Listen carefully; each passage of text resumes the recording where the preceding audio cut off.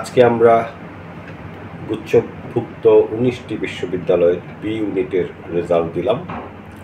এখানে মোট আবেদনকারী ছিল 72,062 জন এবং এই পরীক্ষায় উপস্থিতির সংখ্যা 67,628 জন, অর্থাৎ সবগুলো বিশ্ববিদ্যালয় মিলে 93.85% উপস্থিতি ছিল।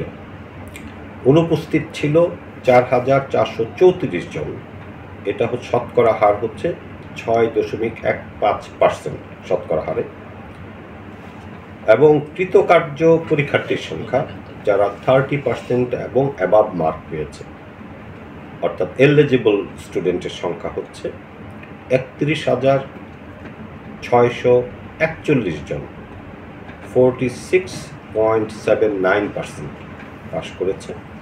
অকৃত কার্য পরীক্ষার্থীর সংখ্যা যারা 30%-এর কম মার্ক পেয়েছে 35,970 জন, 53.19%। বাতিলকৃত ওএমআরের সংখ্যা ছিল 17টি, যেটা পার্সেন্টেজে করলে 0.03%। এবারে সর্বোচ্চ নাম্বার পেয়েছে 86.5।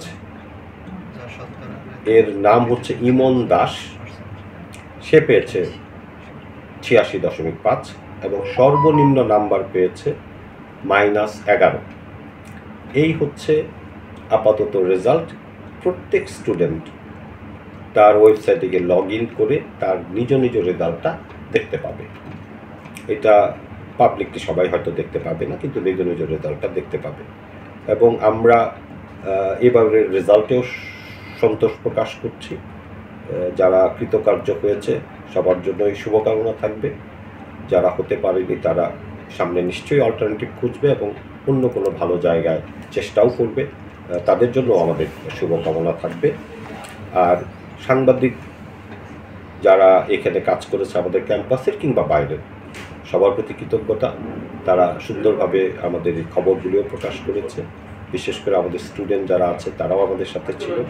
আমি আমার পক্ষ থেকে গুচ্ছভুক্ত ইউনিভার্সিটির আহ্বায়ক হিসেবে আমি প্রতিটা ইউনিভার্সিটির সাংবাদিক এবং যারা ইউনিভার্সিটি স্টুডেন্ট হিসেবে সাংবাদিকতা করছে সবার প্রতি আমার ধন্যবাদ এবং কৃতজ্ঞতা জানাচ্ছি।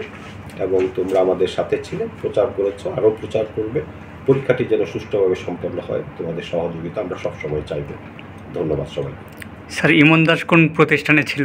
এটা কি এইটা আমি যেহেতু টেকনিক্যাল লোক না, এটা হয়তো তারা আর একটু ডিটেইলস বলতে পারবে।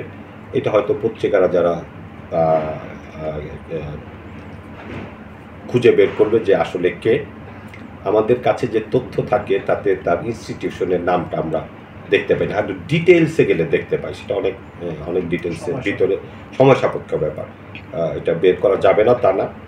কিন্তু আমরা যতটুকু জেনেছি সে পরীক্ষা দিয়েছে ঢাকা বিশ্ববিদ্যালয় কেন্দ্রে, কাজেই সে ঢাকা বিশ্ববিদ্যালয় কেন্দ্রে। গতবার আমি এই তথ্যটা এখনও পাইনি যে ফার্স্ট, সেকেন্ড, থার্ড, ফোর্থ, ফিফথকে। এটা হয়তো আমাদের টেকনিক্যালের যে আছে তাকে আমি জিজ্ঞাসা করলে জানতে পারবো। আমাদের তো মেহেদি আছে, সে হয়তো বের করে জানতে পারবে। এগুলি এখন ধীরে ধীরে জানা যাবে, আমরা হয়তো আগামীকাল নাগাদ এগুলি বলতে পারবো। স্যার, ভর্তি কার্যক্রমে কি গতবারের মতো হবে নাকি এবার কিছু চেঞ্জ হতে পারে? ভর্তি কার্যক্রম, গুচ্ছের একটা ভর্তি কার্যক্রম তোমরা জানো, এটা আছে।